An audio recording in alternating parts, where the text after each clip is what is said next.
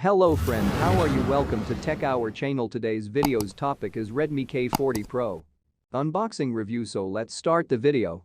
At first I will say details about Redmi K40 Pro, then I will unboxed. Details: Redmi K40 is powered by Qualcomm SM8350 Snapdragon 888 processor. The rear camera consists of a triple camera, 64MP wide plus 8MP ultra-wide plus 5MP macro, while on the front there is a 20MP wide.